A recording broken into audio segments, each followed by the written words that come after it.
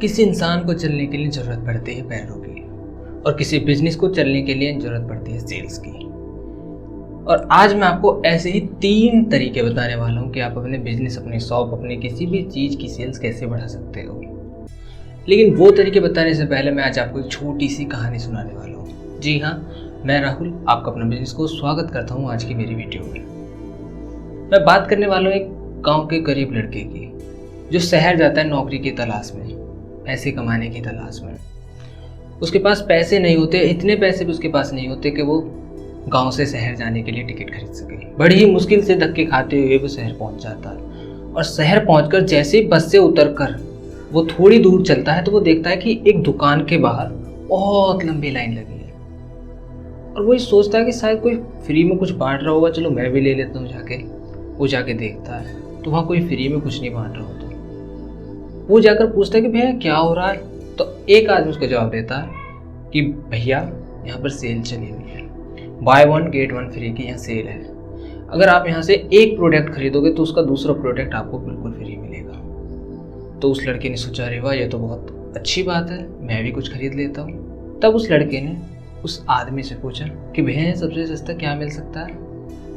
तो उस आदमी ने बताया कि भैया यहाँ सबसे सस्ता तो छोड़ो, यहाँ तो सब महंगा महंगा ही मिलता है, यहाँ सस्ता तो कुछ मिलता ही नहीं है। तो उस लड़के ने सोचा कि यहाँ तो मेरा कुछ नहीं होने वाला, चलो कहीं और देखते हैं। वो थोड़ी और आगे, थोड़ी दूर और चलता है, तब वो क्या देखता है कि एक दुकान, उसके आगे बिल्कुल भी भीड़ नहीं है। उस दुकान में इनफैक्ट एक कस्टमर भी नहीं है। वो सोचता है ऐसा कैसे, पिछली दुकान पे, पिछली शॉप पे इतनी भीड़ थी, इतनी लाइन लगी थी, और यहाँ एक कस्टमर भी नहीं है। वो सोचता है चलो पूछते हैं, चल के इसके मालिक से, दुकान के मालिक से बात करते हैं कैसा क्यों है। वो दुकान के मालिक के पास जाता है, दुकान के अंदर, और दुकान के मालिक से पूछता है कि भैया आपकी दुकान से थोड़ी ही दूरी पर एक और दुकान है जहाँ इतनी भीड़ है, इतने आदमी हैं, वहाँ लाइन लग कर सामान बिक रहा है, लेकिन एक आपकी दुकान के आपके कस्टमर ही नहीं है दुकान में एक भी, ऐसा क्यों। तो दुकानदार बताता है कि भैया वहाँ सेल लगी है, इसीलिए वहाँ कस्टमर्स हैं, और हमारी दुकान में सेल नहीं चल रही तो इसलिए कस्टमर नहीं है। तो वो लड़का उस दुकान के मालिक को बोलता है कि भैया क्या मुझे यहाँ पर कोई काम मिल सकता है, मैं गांव से आया हूँ, मुझे नौकरी की तलाश है।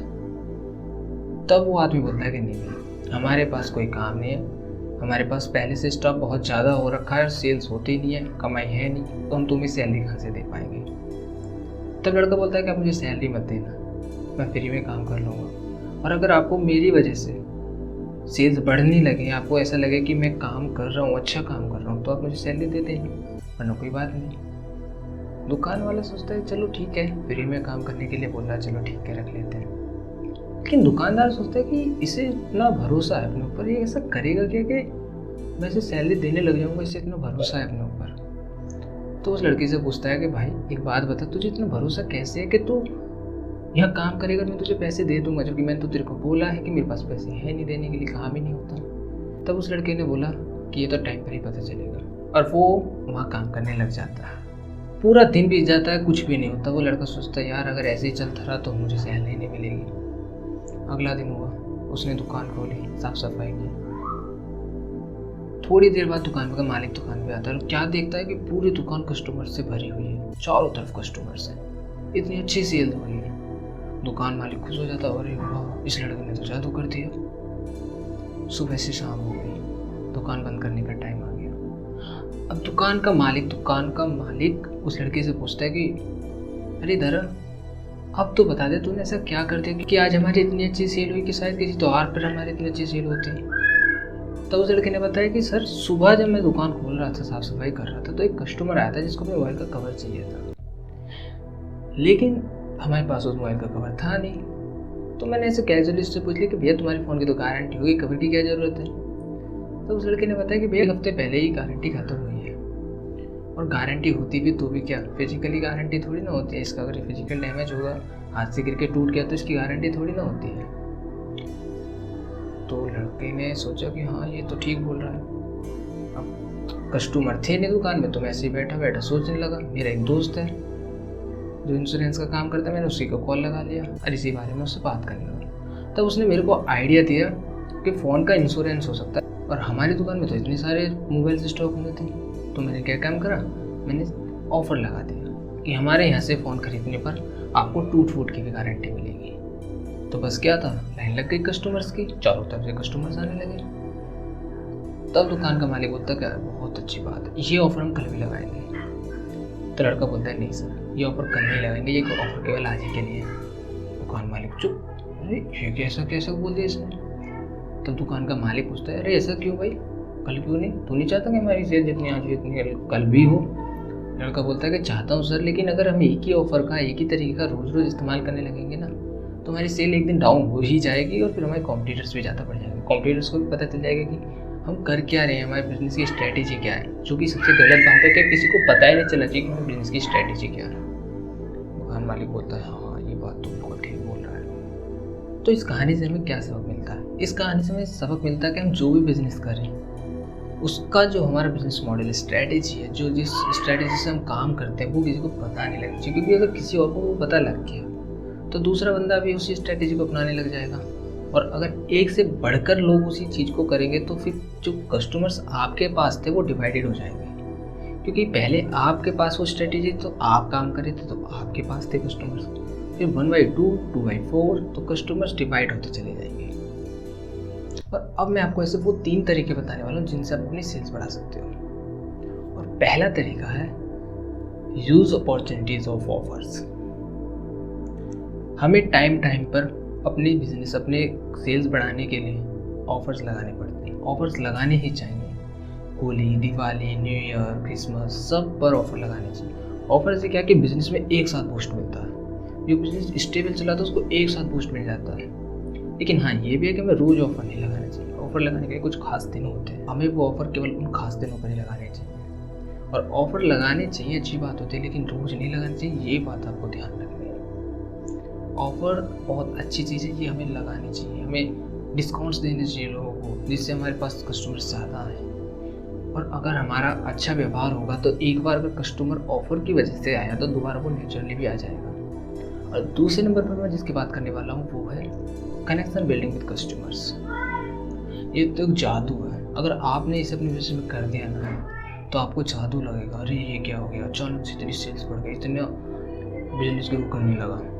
और ये बहुत आसान है। इसमें करना क्या होता है कि आपको अपने कस्टमर को ऐसा फील कराना होता है कि हाँ आप उसको जानते हो, फ्रेंडली हो, आप उससे बिल्कुल फ्रेंडली हो। और आपने ऐसा फील करा देना उससे तो 99% चांस बढ़ जाते हैं कि वो कस्टमर आप ही के पास आएगा, साइड में जाएगा ही नहीं। और ऐसा करना कोई बहुत बड़ी बात नहीं, बहुत ही आसान चीज़ है। आप दुकान में काम कर रहे हो, समझ कोई निकल के जा रहा है, आप उसको सिंपली बोलिए और राल भाई कैसे हो, ठीक हो, और ये मेरे को जानता है, ये तो मेरा दोस्त जैसा हो गया, और गुप्ता जी क्या हाल है, ठीक हो, आ जाओ कुछ काम करो। इससे क्या होता है, व्यवहार बन जाता है। कस्टमर आपके पास आने लगते हैं, अरे ये तो मेरे को जानता है, अरे आज पैसे नहीं, कोई बात नहीं, कर ले देना। तो कस्टमर को फ्रेंडली फील होने लगता है। जो वो एक बार आने वाला तो वो रोज़, हर रोज़ जितनी बार भी उसको उस चीज़ की ज़रूरत पड़ेगी वो आप ही के पास आएगा। कस्टमर आपका फ्रेंड बन जाएगा, आपका सेल बढ़ेगा, आपका बिजनेस ग्रो करेगा। ये एक बहुत ही आसान चीज़ है। हम बात करने वाले हैं हमारे तीसरे और आखिरी टॉपिक की, जो understanding the need of customer. अगर आपने ये चीज़ अपने बिजनेस में अप्लाई कर दी तो आपके बिजनेस में 4 चांद लगने से कोई नहीं रोक सकता। बेसिकली ये कॉम्बो सेलिंग है। मान लीजिए अगर आपकी शॉप पर कोई ब्रेड खरीदने आता है तो उसको बटर बेचने जैसे कहा, हमको कस्टमर की ज़रूरत को समझते हुए, ज़रूरत को देखते हुए वो सामान उसे पहले ही बेच देना है जो उसे आगे ज़रूरत पड़ेगी। अगर कोई इंसान एक LED टीवी खरीदने आया तो हमें पता है कि उसे उसके साथ एक साउंड सिस्टम की भी ज़रूरत पड़ेगी, हमें उसके साथ उसको साउंड सिस्टम बेचना है।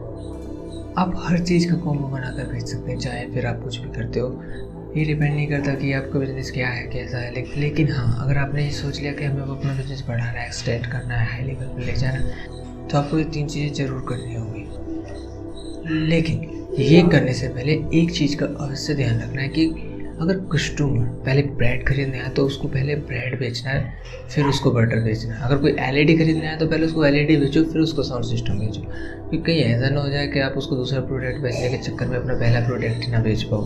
तो पहले अपना पहला प्रोडक्ट बेचने दो, जो वो खरीदना है उसे खरीदने दो, उसके बाद उसे सजेशंस दो, उससे बताओ कि तुम्हें इसकी भी ज़रूरत पड़ेगी।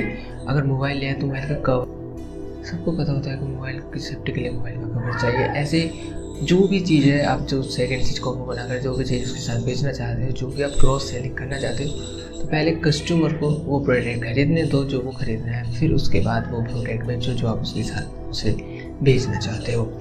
और अगर आपको हमारी वीडियो अच्छी लगी है तो वीडियो को लाइक करें, चैनल को सब्सक्राइब करें। मैं मिलता हूँ आपसे नेक्स्ट वीडियो में, तब तक के लिए।